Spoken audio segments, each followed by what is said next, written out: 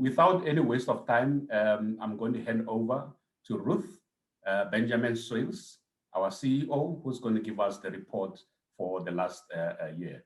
Ruth, over to you. Thank you, Isaac, and good morning, everybody. I'm so thrilled to know that you've been able to join us today for our AGM this year. I'm thrilled by the fact that we're able to reach so many more people than in prior years. And also I'm humbled by the fact that you've taken time out of your diaries to come and be part of our annual general meeting. My report this year is going to cover the activities from 1st of March 2019 through till the end of February 2020. But I'm also going to cover some of the highlights of our activities during our unprecedented 2020 year. I do hope that by the time when you've ended your time with us this morning, that you will leave inspired and fully persuaded about the power of consumer financial education to effect a significant, positive, and sustainable change within our South African economy. So I'm going to focus on a few of the highlights that have taken place during the period, and I hope that you will be inspired, and I hope that you will take some good messages away with it. And at the end, I will give you some insight into what our strategy and what our vision and our plans are for the next 3 to 5 years.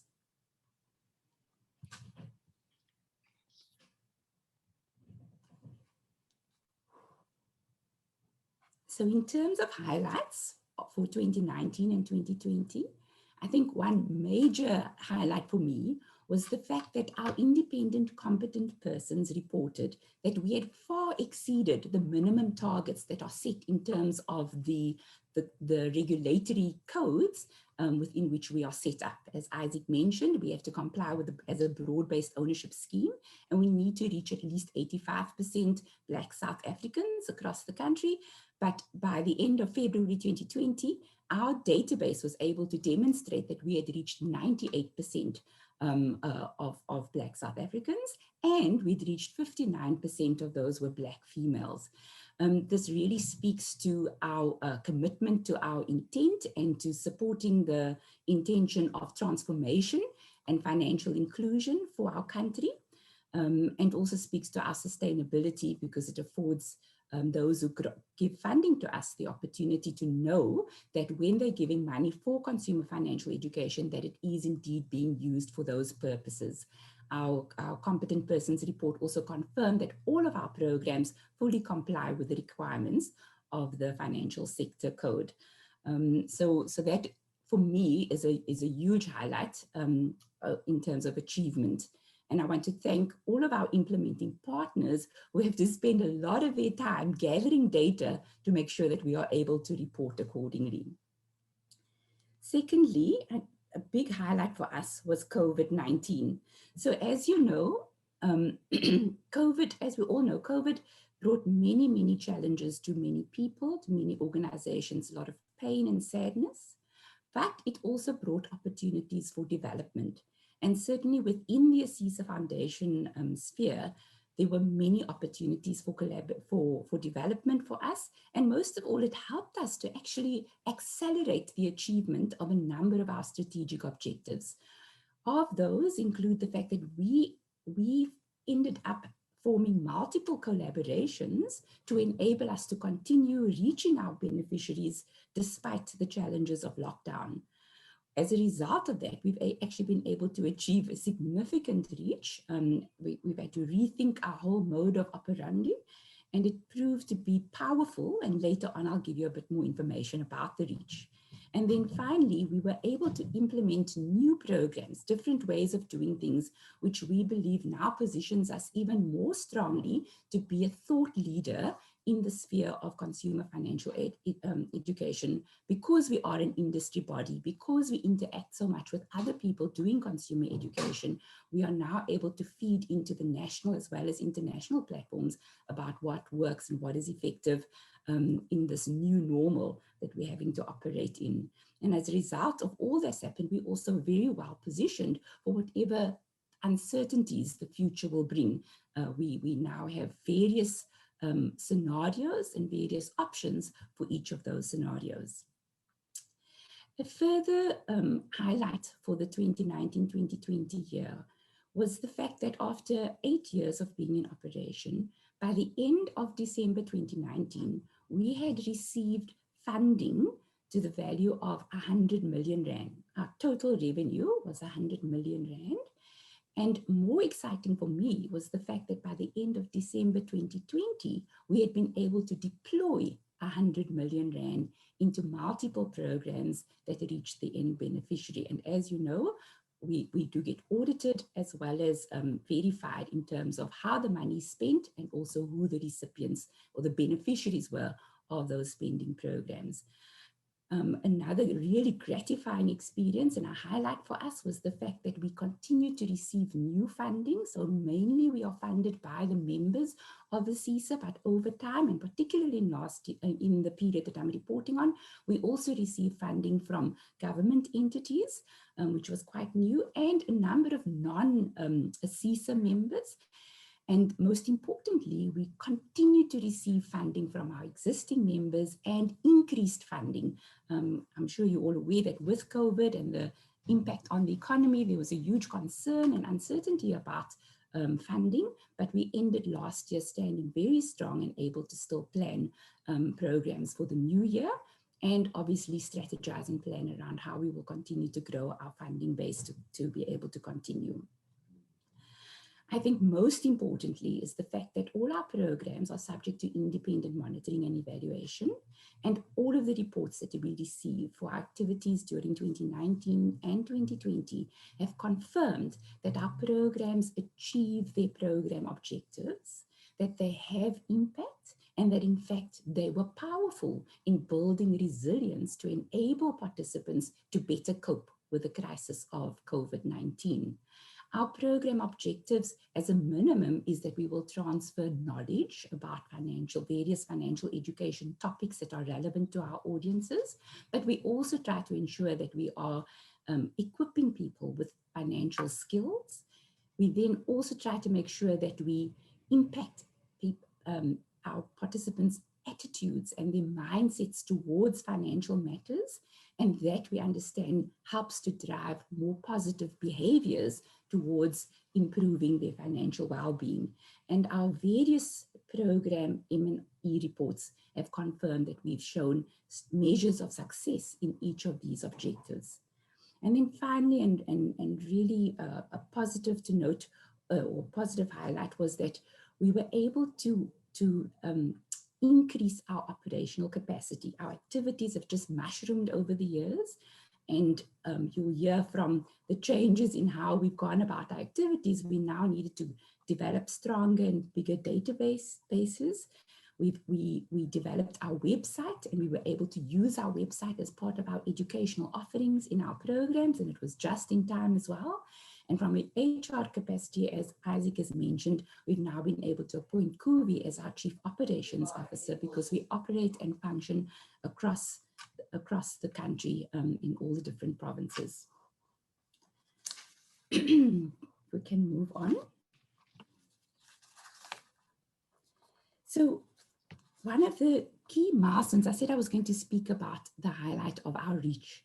So since we began activities in 2013, it was quite a milestone for us by the end of December to be able to report that with all our different programs, we were able to reach 50,000 individuals in different programs and across all the different provinces. So this slide ably demonstrates that. The different color blocks represent the different programs, which I'll give you some more insight into later, and also the different provinces that we've reached. So that was quite an achievement when you consider that at the core of our methodology was face-to-face engagements with individuals. We really found that to be the most powerful way of being able to engage and to achieve those program objectives that I spoke of earlier.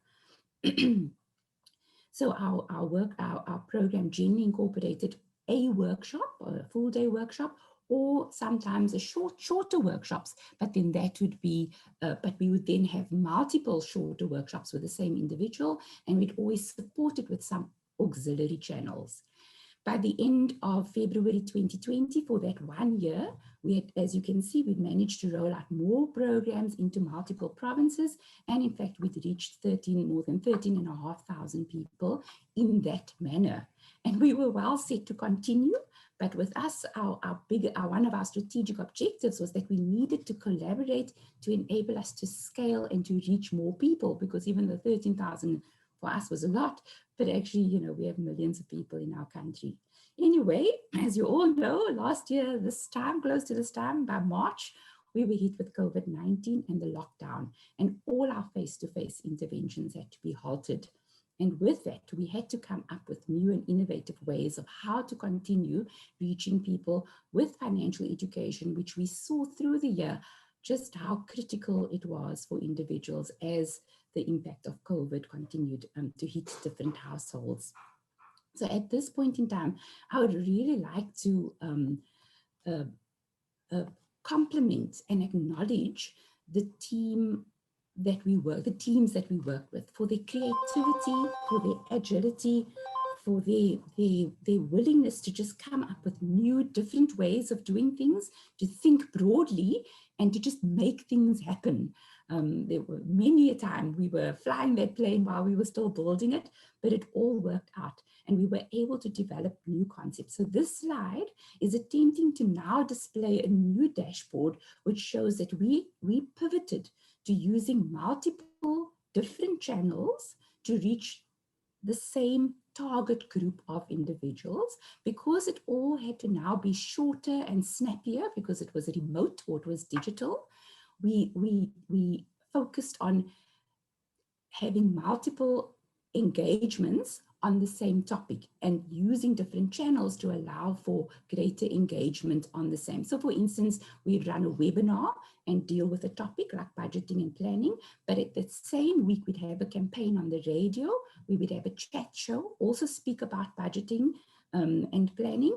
And from there, we might channel people to a closed or a public Facebook group where we had other posts relating to the same topic. And then for further engagement with deeper, richer engagement on the topics, we would then also go to the webinars. To the website. We'd move people to move the website. So what we are able to now report, or what we have to report, is not so much the hundreds and thousands of people that we've reached in person, but actually we're reporting now millions of people that we are able, through the different reporting mechanisms for each of those channels, we're able to report that we have reached.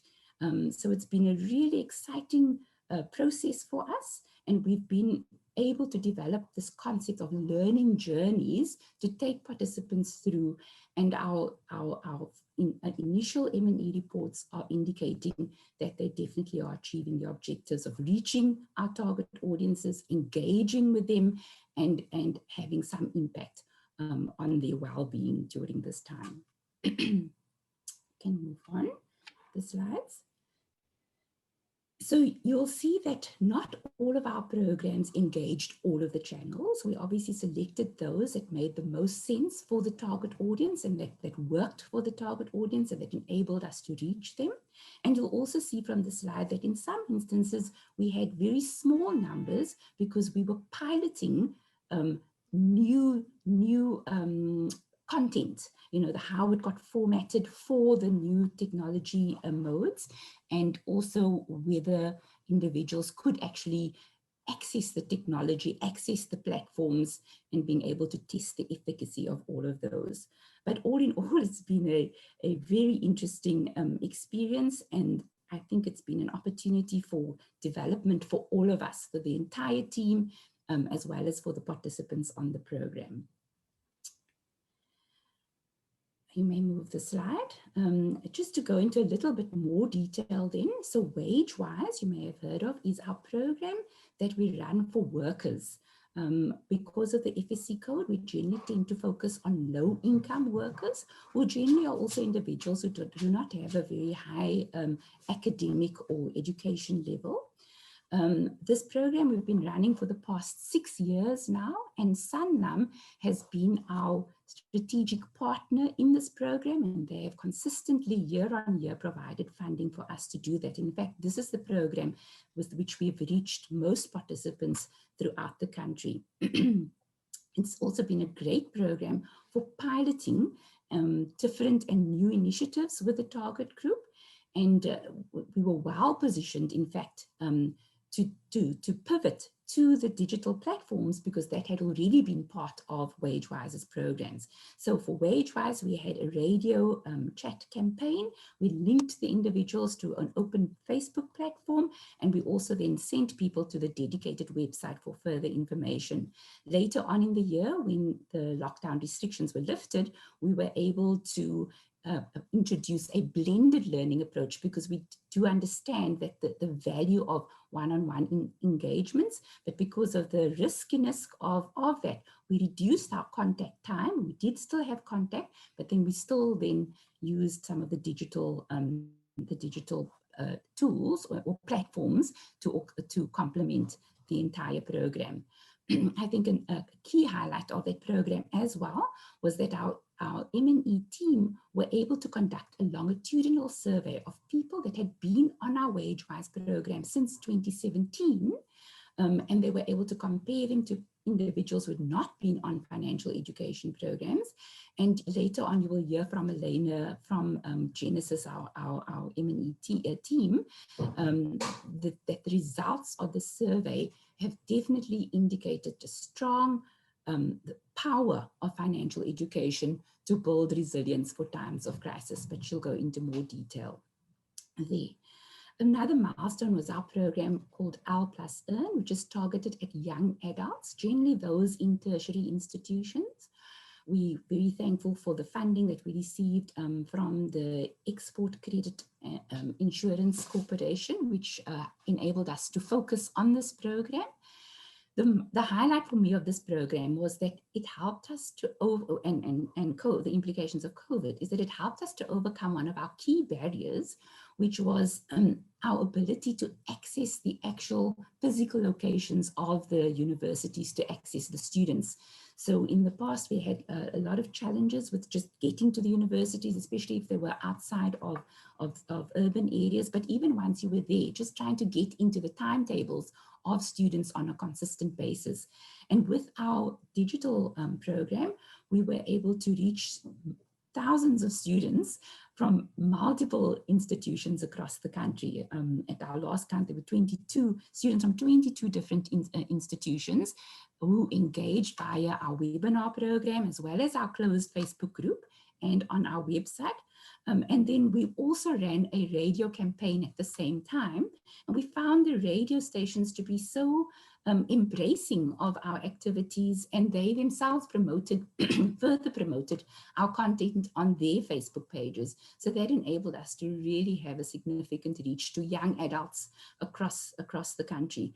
We also try to make sure that our content would be relevant to what people were facing during the COVID time. So for instance, we know mental wellness is a topical issue right now for young adults, and we were able to emphasize how financial wellness contributes positively to an individual's overall wellness, and that was very well received by our students.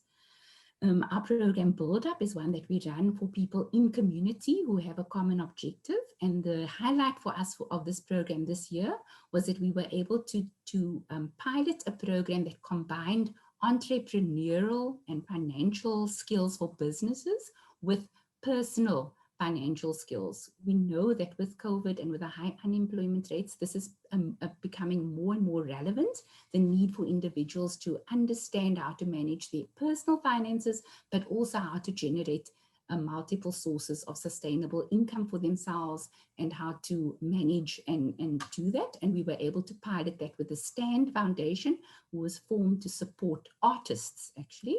And so we were able to tailor our program for that, and we look forward to what we can do with that program going forward. Then our FLAME program, you might know about it. I think we've got quite a few people in the house who are on the program. This is our financial literacy and micro enterprise program, which is really developed to enable people in community who are running township businesses, small informal businesses, to grow those businesses into sustainable income streams, to create jobs for people in the communities, and to really just build hope in the communities of what can be achieved if it is structured and if one applies oneself. This is normally a 2-year program, and this year, or this version of FLAME, which is the second iteration, has been running in 3 different provinces, in Diepsloot, Gauteng, in King Williamstown in the Eastern Cape, as well as in Philippi in the Western Cape. And of course, the participants were really badly hit by COVID. Some of them couldn't access their business sites, and they actually just couldn't trade. So even our planned program had to be rethought as to how we could best support the people on this program. And I have to say, every time I listen to feedback from the program, I'm so inspired by the resilience of the human spirit to just persevere, but also by the power of our programs, which have equipped people to pivot their businesses, to persevere. And I think for me, the highlight was when we were able to help some of those businesses to apply for some of the relief funding and to get them set on their way. So whether it was a new business or the existing businesses, they've been able to continue, and we have a high retention rate considering the environment that they were faced. So I think another big thing is that this program was aligned to the SACWA new venture creation modules, not just aligned, we offered it, and people were quite keen to do it, and they had to submit portfolios of evidence. And it was just fascinating the way the participants were prepared to transition to Zoom workshops, to use their cell phones, to just keep going. And it's really been a very powerful, and hopefully you'll hear from Owen later in the testimonials. And then finally, our RFTE, our Retirement Fund Trustee Education Programs, we found it to be so relevant. We have 10 different workshops that are offered, or 10 different courses that are offered by the ASISA Academy. And during 2019-2020, there was high demand for those. We also ended up working very closely with today's trustee. As you might recall, we've developed an online education platform where we help to fund or to co-develop educational supplements that would be available to trustees on an online basis. So by the end of February 2020, we had a number of supplements that had been launched and put on our website, as well as on the Today's Trustee website. We have a strong relationship with the APROS Foundation, who worked with us on Today's Trustee, as well as with 6 Capitals, which is focused on that program.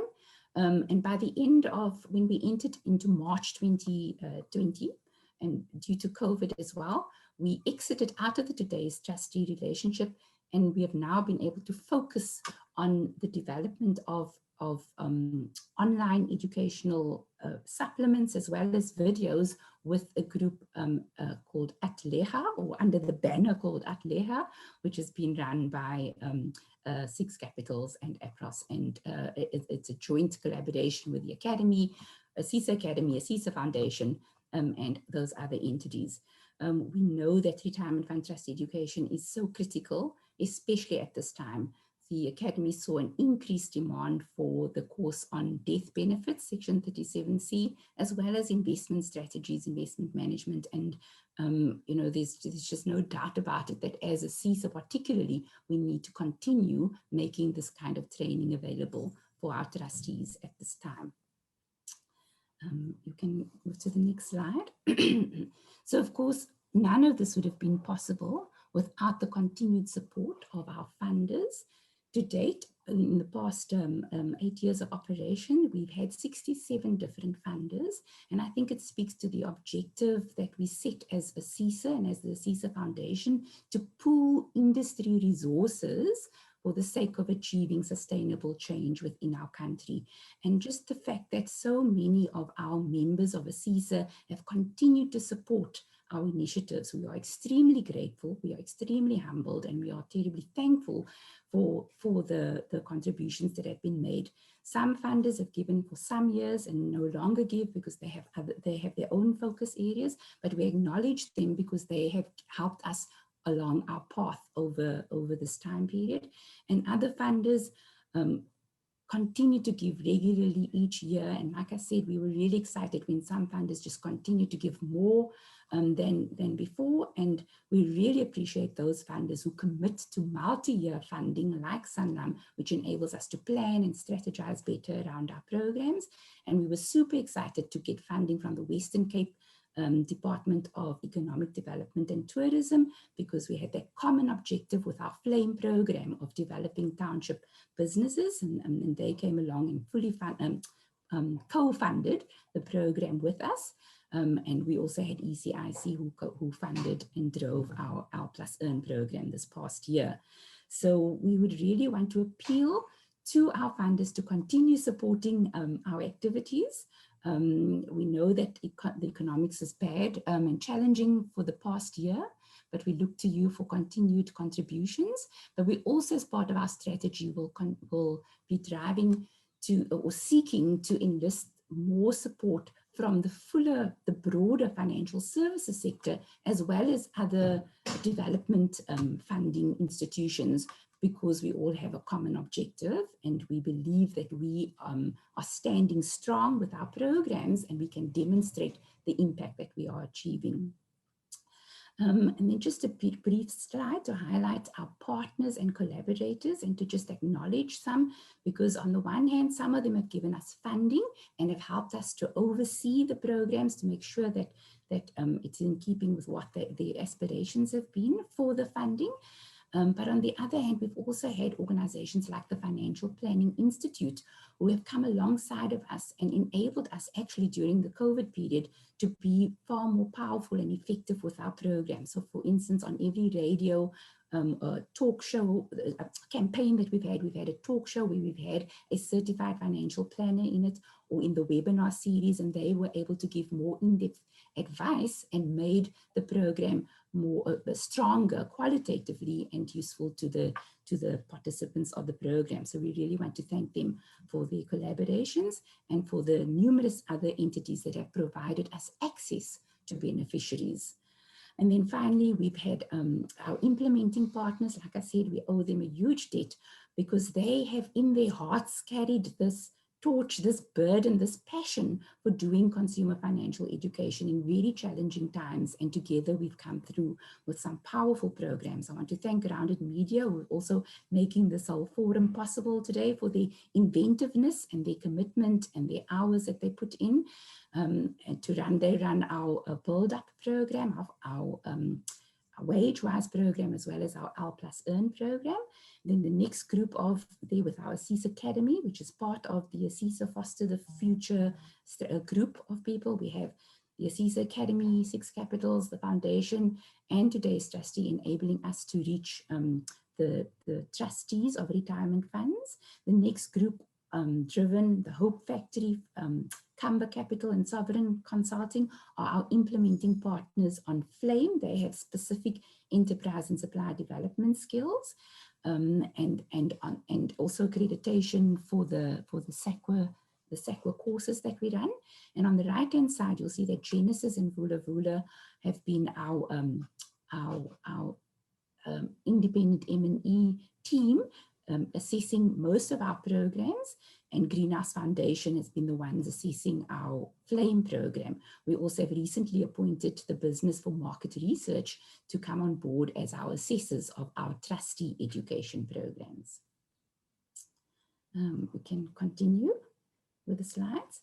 So in conclusion, and just very briefly, our trustees recently met to review our mission and our vision for the next 3 to 5 years, and there's been a complete commitment to the vision with which the foundation was founded, that we really believe in fostering the future of our South African society through providing effective, objective, relevant, and targeted consumer financial education to facilitate greater financial inclusion. We believe that vision enables us to align with both ASISA's vision for transformation of the financial sector, as well as the whole financial services sector's aspirations.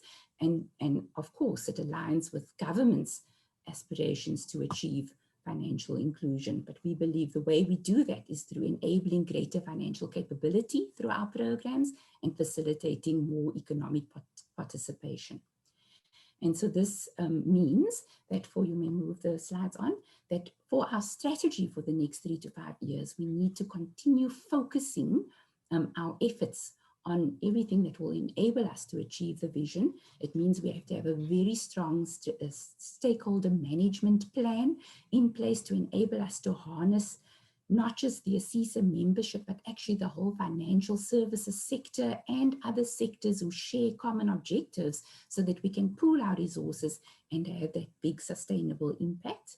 We want to demonstrate the impact of how CFE facilitates financial inclusion, and that happens over time. In order to do this and to have this big reach, we need to ensure that our structures are standing strong, that we can demonstrate compliance, but more importantly, that there's good governance in place. And I'm so appreciative and thankful for our Board of Trustees who hold us to account and give us so much insight and guidance in what we need to do. And finally, our aspiration is to be recognized as a thought leader in consumer financial education to influence and help leadership of our country and of all of our captains of industry to understand that financial education is critical to facilitating financial inclusion and to improving people's well-being.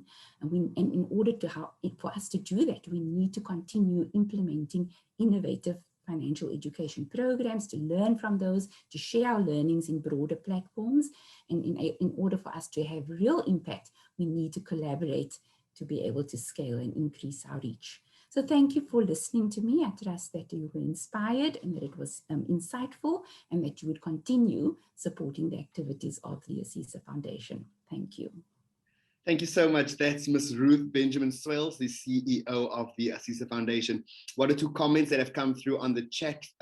One says, well done to you and your team, Ruth. And then there's another interesting one from Tarzan saying, I hope you're planning to roll out the FLAME program in KZN, more especially to rural communities. So thank you so much, Ruth, for that presentation. Now, you would have heard that radio was one of the key elements in our pivot to digital during lockdown. And so Capricorn FM was one station where the ASISA Foundation, ASISA Wage-Wise program was hosted. And so let's hear a little bit about how that went. The first topic I remember was women in finance. Now, for me, it was quite interesting because the fact that I've already known is the fact that there's a different pay gap. There's a huge pay gap, rather, between women and men. But also, we live longer than men, and therefore we need more money at retirement. Needing more money at retirement means we need to make smart financial decisions. But the interaction, the number of people that we were getting asking questions, inquiring, giving their opinions was more than we actually ever expected, especially when we're going to be talking about finances. But I think also the open nature of Sis Sheila, the interpersonal nature of how she delivered the content, including a bit of a neck here and there. So they felt like, you know, she's our person, she's our girl. So they listened to her. And that is what made this whole thing so exciting. It made it informative, but it was also something you look forward to week in and week out. And I think that is why, you know, in most cases, when we had conversations like, you know, these are finances, they came back. The fact that listeners were interactive means that they were learning and they were interacting. So that was the biggest highlight.